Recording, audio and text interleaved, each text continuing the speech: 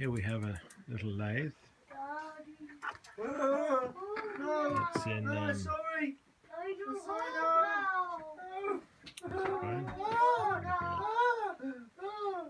it's going inwards, just outwards, over. The knob needs replacing with it. It does work, but it is broken.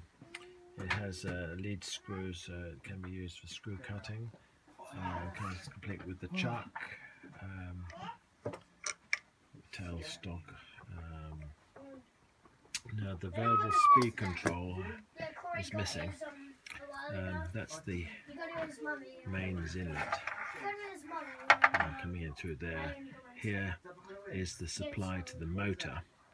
Now that it's a DC motor running at 0 to 85 volts, and I've checked that works fine. So you can have you can run it on a 12 volt supply. I've tried that. It works, but the torque isn't probably as much as you'd want.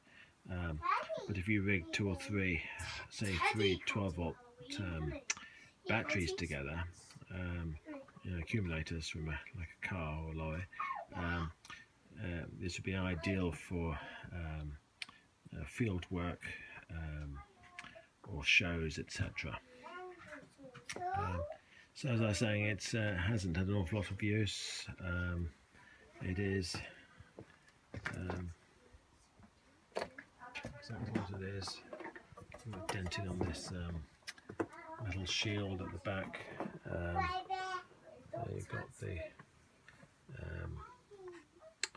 various controls at the back. If you can see that. Does that open? I can't remember. It's been a long time since I've looked at this thing. So there you have it. It's a pretty little lathe. It's 12T there. You've got the controllers. It's probably a Chinese lathe.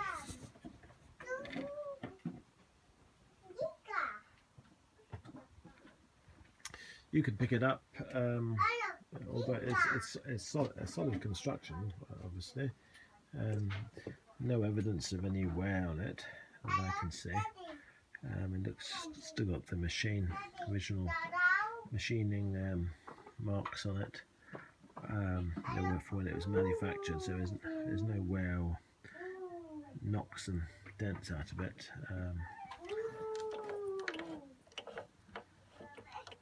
So it's there are a couple of tool pieces at the bottom, but comes with an oil tray.